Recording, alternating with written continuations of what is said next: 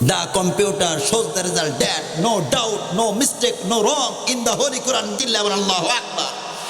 وَتُكَلِّمُنَا أَيْدِيهِمْ وَتَشْهَدُ أَرْجُلُهُم بِمَا كَانُوا يَكْسِبُونَ আরো জোরে বলেন আল্লাহু আকবার। আরে ব্রাজিল আর আর্জেন্টিনার যখন খেলা হয়েছে, ব্রাজিলের পক্ষ থেকে যদি গোল হয়েছে অথবা আর্জেন্টিনার পক্ষ থেকে যদি গোল হয়েছে, তাদের সাপোর্টাররা এত জোরে চিল্লানি দিচ্ছে যে এই চিল্লানির আওয়াজে আমার আপনার ঘুম ভেঙে গেছে। কথা বলেন ঠিক কিনা? ওই জায়গায় চিল্লানোর জন্য কি আমার আপনার জবান আল্লাহ দিয়েছিলেন? আল্লাহ আমাদেরও জবান দিয়েছে আল্লাহকে ডাক দেওয়ার জন্য। বলেন না জোরে আল্লাহু আকবার। কোনো কৃপণতা করা যাবে না। কৃপণ ব্যক্তির জন্য কিন্তু জান্নাত হারাম। আপনার জবানই খোলে না, টাকা চাইলে তো আপনি পালাবেন। ফরাসের বিজ্ঞানীরা সহ পৃথিবীর অনেক কাফের মুশরিকরা কোরআনের ভুল খোঁজার জন্য সব সময় উৎপেতে থাকতো। তারা তাদের উন্নত গবেষণা দিয়ে সিদ্ধান্ত তুলে নিল, কম্পিউটারের কাছে দিয়ে আমরা জানতে চাই এই কোরআনে ভুল আছে কিনা। কম্পিউটার জবাব দিয়ে দেয়, The computer shows the result that no doubt, no mistake, no wrong in the Holy Quran. Allahu Akbar. Computer জবাব দিয়ে দিচ্ছে এই কোরআনে ভুল তো দূরের কথা, একটা জবরজের পেশও উল্টা পাল্টা নাই। বলি সুবহানাল্লাহ। যেই কোরআন থেকে আমরা কথা বলতেছি, আমি চেষ্টা করতে প্রত্যেকটি আয়াত আর পারা খণ্ড নম্বর বলার, যাতে করে সন্দেহের কোনো সুযোগও না থাকে। একে তো আমার প্রতি সন্দেহ না থাকে, রেকর্ড হচ্ছে, মিডিয়া আছে, সারা বিশ্বে আগামীকালকেই ছড়িয়ে যাবে। মিডিয়ার যে কোনো ভিডিও ভাইরাল হলে কোটি কোটি মানুষের কাছে যায় কি যায় না? এবার আসেন কোরআন থেকে আমি পাই টু পাই আপনাদেরকে জানাই, আপনারা যারা কিয়ামত সম্পর্কে বিশ্বাস করেন না, অথবা কাফেরদের মধ্যে যারা কিয়ামত সম্পর্কে বিশ্বাস করে না, তাদের ব্যাপারে আল্লাহ বলে, আরে তোরা কিয়ামত বিশ্বাস করিস না, অথচ আমি আল্লাহ তোদেরকে উঠাবই না। তোদের হাতের যে ফিঙ্গার ছাপ আছে, পৃথিবীতে যত মানুষ আছে সকল মানুষের ফিঙ্গার ছাপ কিন্তু আলাদা আলাদা, ঠিক না? আমি আল্লাহ ফিঙ্গার ছাপ যে আলাদা আলাদা করে পুরো পৃথিবীর মানুষগুলোকে আমি বানিয়েছি, সব হাতের ছাপগুলো আমি আলাদা আলাদা করে সুবিন্যস্ত করতে সক্ষম। শুধু তোমাদেরকে আমি বানাতে পারবো বিষয়টা তেমন নয়, তোমাদের হাতের আঙ্গুলের ছাপ আমি আল্লাহ ঠিকঠাকই করে দেব। বলি সুবহানাল্লাহ। আল্লাহ সূরা কিয়ামায় প্রমাণ দিচ্ছে। আল্লাহ বলেন, আয়াহসাবুল ইনসানু আল্লান নাজমা'a 'ইযামা বালা কাদিরিনা আলা আন নুসাউইয়া বানানা। আল্লাহ বলতেছেন, মানুষ কি মনে করেছে তার অস্থিসমূহ একত্রিত করতে পারবো না, অথচ বালা কাদিরিন আলা আন নুসাউইয়া বানানা, আমি তো মানুষদের শুধুই তুলবো, ঠিকঠাক করে বানাবো তা নয়, আমি মানুষদের আঙ্গুলের ছাপও আগের মতো করে দেব। বলি সুবহানাল্লাহ। আল্লাহ তাআলা বান্দাদের গুনার ব্যাপারে বলতেছেন, বান্দারা তোমরা তো গুনাহ করো, আমি রবকে ভুলে গেছো। তোমরা কি ভুলে গেছো সেদিনের কথা, যেদিন আমি রবের সামনে তোমাদের দাঁড়াইতে হবে, যেই দিন এমন অবস্থা হবে তোমাদের। আল্লাহ পাক বলতেছেন, মালি হাদাল কিতাব লা ইউগাদিরু সগীরাতান ওয়ালা কাবীরাতান ইল্লা আহসাহা। যেদিন তোমাদের হাতে আমলনামা দিয়ে দেওয়া হবে, মানে পরীক্ষার হল তো দুনিয়া ছিল, দুনিয়াতে পরীক্ষা হয়ে গেছে, রেজাল্ট দেওয়ার দিন হাসরের ময়দান, যার যার কৃতকর্মের রেজাল্ট সেদিন হাতে দেওয়া হবে। যেই দিন রেজাল্ট পাবলিক দেখতে পাবে, দেখবে লা ইউগাদিরু সগীরা, এ কেমন রেজাল্ট দেখতে পাচ্ছি। বাংলাদেশে যত রেজাল্ট আছে এর মধ্যে শুধু নম্বর দেখা যায়, আমি কোন পৃষ্ঠায় কি ভুল করেছি এইগুলা কি রেজাল্টের মধ্যে থাকে নাকি? কোন সাবজেক্টে কত পেয়েছি সর্বোচ্চই নম্বরটা থাকে, এরপরে আর কিছুই থাকে না। অথচ হাসরের ময়দানে যে রেজাল্ট দিবে, ওই রেজাল্ট শিটে, ওই আমল নামায় দেখা যাবে লা ইউগাদিরু সগীরা, আপনি কাকে কবে গালি দিয়েছেন, কার দিকে কবে ভ্রু কুঞ্চিত করে তাকিয়েছেন, কাকে নিয়ে কবে সমালোচনা করেছেন, কাকে কবে এক সেকেন্ডের জন্য তুচ্ছ তাচ্ছিল্য করেছিলেন, কি কি অপরাধ করেছেন, কবে ছোট ছোট গুনাহ করেছেন, লা ইগদিরু সগীরাতা ওয়ালা কাবীরাতা। এরপরে আপনি কত মানুষকে খুন করেছেন, কত মেয়ের জীবন নষ্ট করেছেন, জীবনে কত আল্লাহর হুকুম নষ্ট করেছেন, কত পাপ করেছেন, কতবার আলেমদের বিরোধিতা করেছেন, সবগুলো আলাদা আলাদা করে লেখা থাকবে সেদিন। বান্দা সেদিন এই আমলনামা দেখার পরে নিজের হাত কামড়াইতে থাকবে, আল্লাহর কাছে সাহায্য চাইবে, কোনো সাহায্য নাই। ইয়া নাফসি ইয়া নাফসি, নবীদের কাছে দৌড়াবে। একজন আদম আলাইহিস সালামের কাছে দৌড়ে দৌড়ে মানুষগুলো যাবে, আদম বলবে আমি নবীও তো মানুষ হিসেবে জান্নাতের মধ্যে থেকে না বুঝে গন্ধম্বল খেয়ে ফেলেছিলাম, আমি আজকে সুপারিশ করতে পারবো না, যাও যাও অন্য নবীর কাছে যাও। বিস্তারিত বলার সময় নাই। এভাবে প্রত্যেক নবীর কাছে যাবে, প্রত্যেক নবী নিজেদের দুর্বলতা প্রকাশ করবে। এরপরে শেষ নবী আমার আপনার নবী জনাবে মুহাম্মদুর রাসূলুল্লাহ সাল্লাল্লাহু আলাইহি ওয়াসাল্লাম, তিনি আমাদের জন্য শুধু পেরেশানি থাকবেন না, বরং সিজদায় গিয়ে আমাদের জন্য ক্ষমা প্রার্থনায় ব্যস্ত থাকবেন। বলি সুবহানাল্লাহ। নবীজির কাছে হযরত আয়েশা সিদ্দিকা জিজ্ঞাসা করতেছিলেন, ইয়া রাসূলুল্লাহ, আপনি কিয়ামতের দিন কিভাবে মানুষদেরকে জান্নাতের জন্য আলাদা আলাদা করে বাছাই করবেন?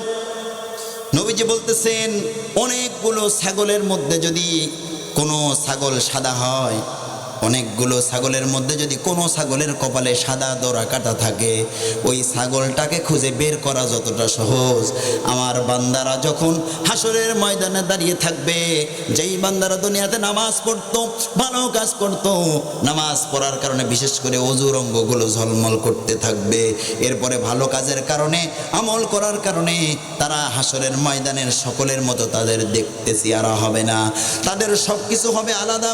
আর নবীজি হাসরের ময়দানের মধ্যে নেমে গিয়ে আলাদা আলাদা করে তাদের হাত ধরে ধরে টেনে নিয়ে আসবে। বলি সুবহানাল্লাহ। তো মানুষ মারা গেলেই কি মানুষের জীবনের সব হিসাব নিকাশ শেষ হয়ে গেল নাকি? আল্লাহ তাআলা 17 নম্বর পারার 1 নম্বর পৃষ্ঠায় বলতেছেন, ইকতারাবা লিন্নাসি হিসাবুহুম ওয়া হুম ফি গাফলাতিম মুরিদুন। বলি আল্লাহু আকবার। আরো জোরে বলুন আল্লাহু আকবার। আল্লাহ রাব্বুল আলামিন বলেন, মানুষের হিসাব নিকাশের সময় ঘনিয়ে আসতেছে। ইকতারাবা লিন্নাসি হিসাবুহুম, হিসাবুহুম মানে তাদের হিসাব নিকাশের সময়, তাদের হিসাব নিকাশের সময় ঘনিয়ে আসতেছে।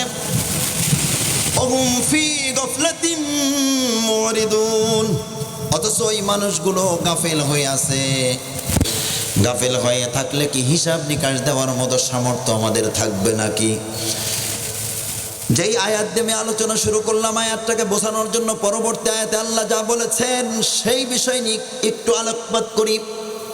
কুল্লু নাফসিন যায়িকাতুল মাউত ওয়া ইন্নামা তুওয়াফাউনা উজুরাকুম ইয়াওমাল কিয়ামাতি ফামান যুহজিহা আনিন নারি ওয়া উদখিলাল জান্নাহ وأدخل الجنة فإنما توفون أجوركم। মানুষ তো মারা যাবে, কিন্তু যেদিন কিয়ামতের দিন কায়েম হবে, ওই দিন যেই মানুষগুলো আমি আল্লাহর পক্ষ থেকে পুরস্কার প্রাপ্ত হবে। কিভাবে কিভাবে? তুওয়াফাউনা উজুরাকুম, তোমাদের মধ্যে যারা আজর প্রাপ্ত হবে ইয়াউমাল কিয়ামা, কিয়ামতের দিন। ফামান যুহজিয়া আনিন নার, পুরস্কার হলো ফামান যুহজিয়া আনিন নার, তাদেরকে জাহান্নাম থেকে দূরে সরিয়ে দেওয়া হবে। ও উদখিলাল জান্নাত ফাকাদ ফাজ, আল্লাহ বলেন তাদেরকে জান্নাতে প্রবেশ করানো হবে। একজন ব্যক্তির মরণের পরে আল্লাহর পক্ষ থেকে ফয়সালা হলো চিরস্থায়ী জাহান্নামের আযাব থেকে তাকে মুক্তি দেওয়া হোক, জান্নাতের মধ্যে প্রবেশ করানো হোক। এই রকম যেই ব্যক্তির জন্য এই রকম ফয়সালা করা হবে, এই ব্যক্তির চেয়ে আর সৌভাগ্যবান ব্যক্তি মৃত্যুর পরে আর কি কেউ হতে পারে নাকি? কিয়ামতের দিনের কথা আমি বলতেছিলাম। আল্লাহ তাআলা কিয়ামতের দিন বান্দাদের হাতে আমলনামা দিবে। বান্দারা আমলনামা দেখে ভাববে কেমন আমলনামা, ছোট গুনাহ কবে করেছি তাও দেখে এর মধ্যে লেখা, বড় গুনাহ কবে করেছি তাও লেখা। এই আমলনামা আমার মা আমার পাপ কর্ম সম্পর্কে আজকে জেনে গেল। আমি যদি দুনিয়াতে ক্ষমা নিয়ে আসতাম তাইলে আজকে আমার মা আমার স্ত্রী যার জন্য আমি কত কত পাপ করেছি। আজকে যদি আমি আমার ওই গোপন পাপ রাতের বেলা মোবাইলে আমি কি করেছি, কত নারীকে মিথ্যা প্রলোভন দিয়ে ধোঁকা দিয়েছি, কত মিথ্যা কথা বলেছি, কত ধোঁকা দিয়েছি, স্ত্রীকে খুশি করার জন্য করেছি। তাতে কি হয়েছে? আজকে স্ত্রী আমার জন্য নাই। অসহিবাতিহি ওয়াবানি, সেদিন কিয়ামতের দিন স্ত্রী আপনার থেকে দৌড়ে পালাবে। ওয়াবানি, সন্তান দৌড়ে পালাবে। উম্মিহি, মা দৌড়ে পালাবে। ওয়াবি, বাবাও দৌড়ে পালাবে। অসহিবাতিহি ওয়াবানি, স্ত্রী সন্তান সবাই দৌড়ে পালাবে। সেদিন আপনার কেউ কাজে আসবে না, অথচ আপনি আমি তাদের জন্য হারাম কাজে লিপ্ত। কথা বলেন ঠিক কিনা? ওই কিয়ামতের দিন যেদিন মানুষ আমলনামা দেখে বিব্রত হয়ে যাবে, অবাক হয়ে যাবে, কেমন আমলনামা পাইলাম রে, এর মধ্যে সব পাপ লিপিবদ্ধ। আর নিজের হাত কামড়াইতে থাকবে, বাঁচার জন্য চেষ্টা করবে, নবীদের কাছে দৌড়াবে। কোনো নবী তাদেরকে সাহায্য করতে চাইবে না। কেবলমাত্র আমার আপনার নবী, আমার সব বান্দাদেরকে জান্নাত দেওয়া লাগবে, আমার সব উম্মতদেরকে জান্নাত দেওয়া লাগবে। বলেন সুবহানাল্লাহ। তাইলে এমন দয়ার নবী, মায়ার নবী আর কি কোনো উম্মত পেয়েছে? আমরা পেয়েছি। এবার আল্লাহ বলতেছেন সেদিন আল-ইয়াওমা নাখতিমু, সেদিন যারা পায়তারা করবে, নিজেদের গুনাহগুলোকে লুকাইতে থাকবে, সেদিন তাদের মুখের উপরে মোহর মেরে দেওয়া হবে। আল-ইয়াওমা নাখতিমু, মোহর মেরে দেওয়া হবে। আলা আফওয়াহিহিম, মুখের উপরে মোহর মেরে দেওয়া হবে। ওয়াতুকাল্লিমুনা আইদিহিম, তাদের কথা বলতে দেওয়া হবে না। হাত কথা বলবে। ওয়াতুকাল্লিমুনা, আল্লাহ বলতেছেন আমার সাথে কথা বলবে। আইদিহিম, তাদের হাত। অতাশহাদু, এর পরে সাক্ষ্য দিবে। আরজুলুহুম, তাদের পা। বিমা কানু ইয়াকসিবুন, তারা হাত পা দিয়ে কি কি করেছে।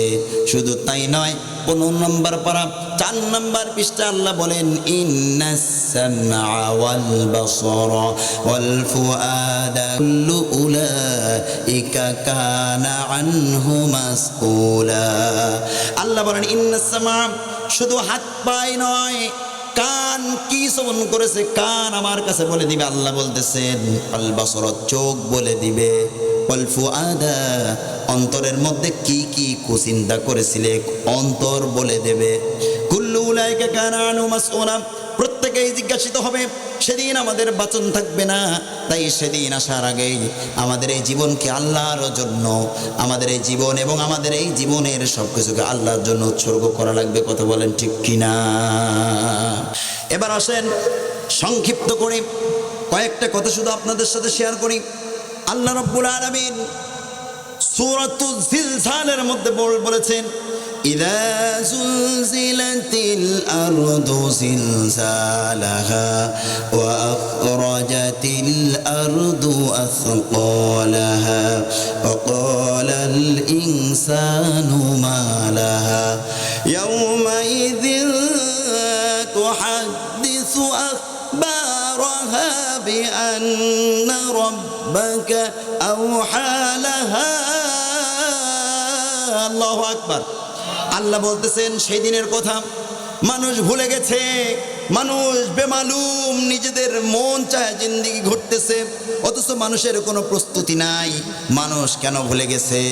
মানুষ কি জানে না ইযা যুলজিলাতিল আরদু জিলজালাহা, যেদিন আল্লাহ পুরো পৃথিবীকে প্রকম্পিত করবে।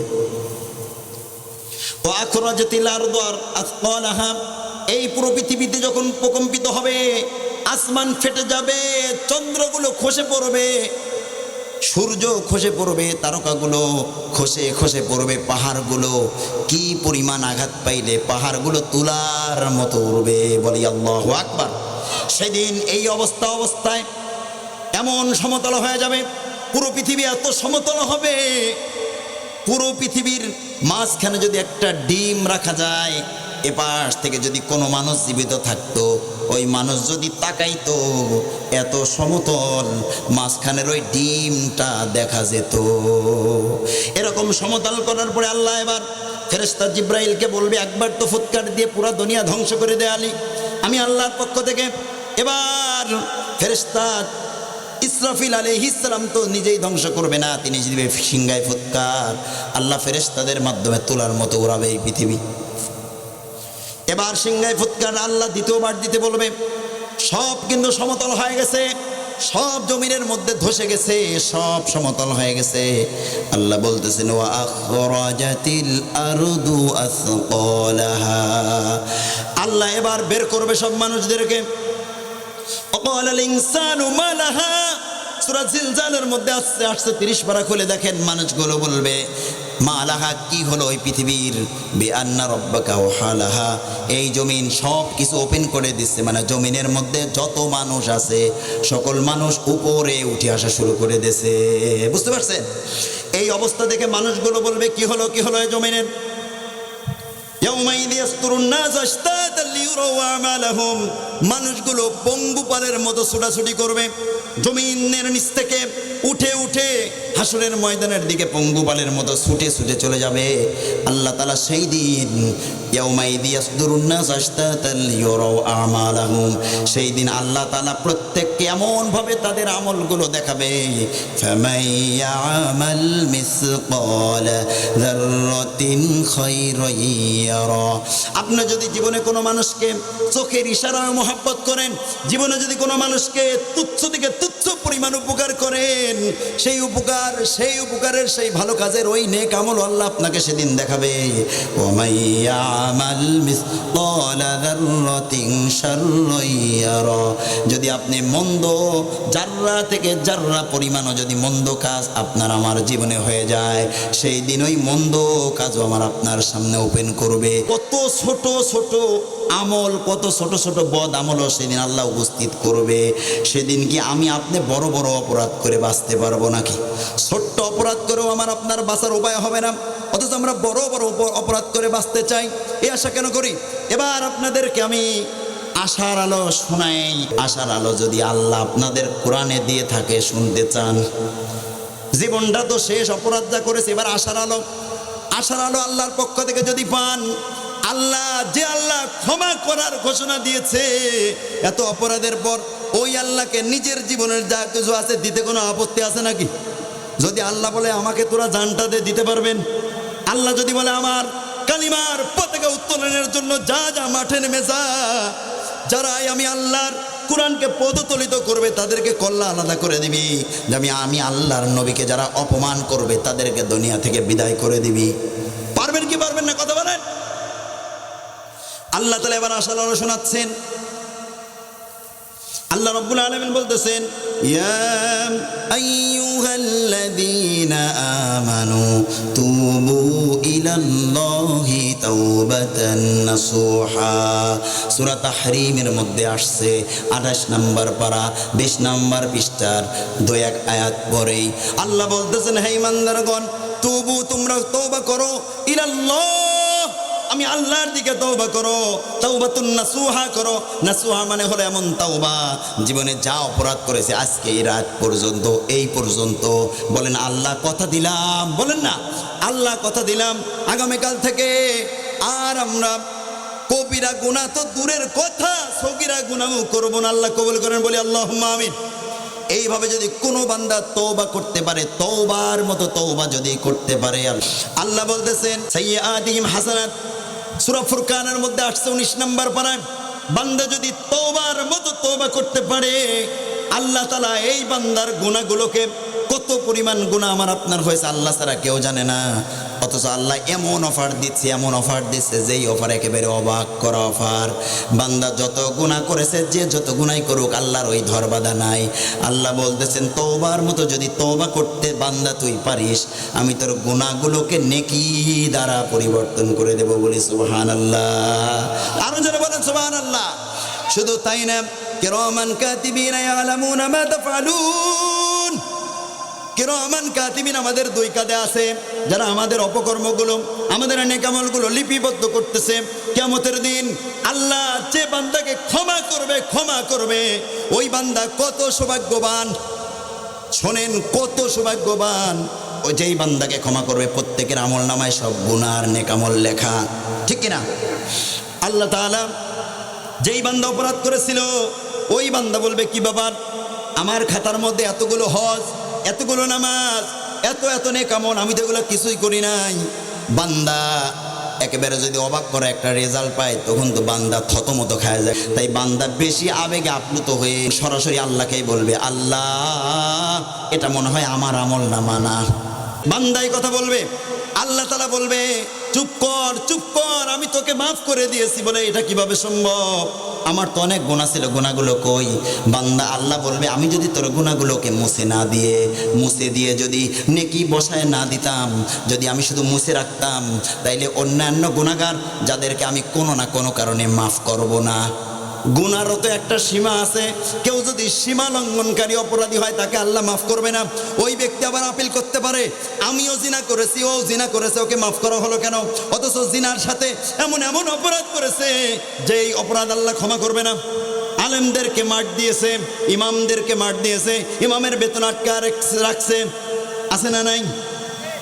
নিষ্পাপ শিশুকে হত্যা করেছে, একজন বিধবা নারীকে মিথ্যা কলঙ্কের মালা পরিয়েছে। অনেক ভয়ঙ্কর সমাজে অনেক অপরাধ আছে না নাই? এরকম অপরাধ করার কারণে আল্লাহ তাকে মাফ করবে না, সিদ্ধান্ত ফাইনাল। এরকম অপরাধ করে নাই কিন্তু সাধারণ গুনাহ করেছে, আছে না নাই? সাধারণ গুনাহগারদেরকে আল্লাহ মাফ করে দিবে যদি খাঁটি তওবা করতে পারে। বান্দা বলবে, কি বাবার কেন মুছে রাখলেন না, নেকি বসায় দিলেন? আল্লাহ বলতেছে, যদি মুছে রাখতাম তাইলে ওই পাপিষ্ঠ যাদেরকে আমি মাফ করব না, তারা তো বলতো আমিও তো এ গুনাহ করেছি, ও এ গুনাহ করেছে, কেন মাফ করা হলো? ওকে করা হয়েছে, আমাকেও মাফ করা লাগবে, মগের মূল্য। এরকম দাবি করার লোক আছে না নাই? আছে না? নিজের পাপের কথা ভুলে গেছে, মাপ যে করছে ওইটাই তার দাবি। এই জন্য আল্লাহ বলেন, আমি শুধু মুছেই দিব না, আমি মুছে দিয়ে সেইখানে নেক আমল বসায় দিব। শর্ত একটা, তওবার মতো তওবা হওয়া লাগবে। একবার তাকবীর দিবেন, পাবলিক বুঝবে যে প্যান্ডেলের অবস্থা কি। পারবেন? নারায়ে তাকবীর। আল্লাহর দেওয়া জবানটা দিয়ে একবার দেন নাকি বন্যতা ছাড়া তাকবীর? নারায়ে তাকবীর। আল কোরআনের আলম, হাজারো ব্যথা বেদনার পরে ফিরে আসনি তুমি আপন ঘরে। দিনের আলো তুমি সরিয়ে দিতে চলে গেলে মদিনায় মক্কা ছেড়ে। হে রাসূল তোমাকে ভুলি আমি কেমন করে? হে রাসূল তোমাকে ভুলি আমি কেমন করে? খেয়ে না খেয়ে দিন প্রচারের কাজে নিজেকে দিয়েছো বিলিয়ে। তায়েফের কাফেরেরা চিনল না এ আলো, দুষ্টু ছেলেদের পিছু দিল লেলিয়ে। পাথরের আঘাতে ক্ষত বিক্ষত হয়ে সারা শরীর থেকে রক্ত ঝরে। হে রাসূল তোমাকে ভুলি আমি কেমন করে? আমার সাথে বলুন, হে রাসূল তোমাকে ভুলি আমি কেমন করে? হেরার গুহায় তোমারই ধ্যান, আসমান হতে নামে আল কোরআন।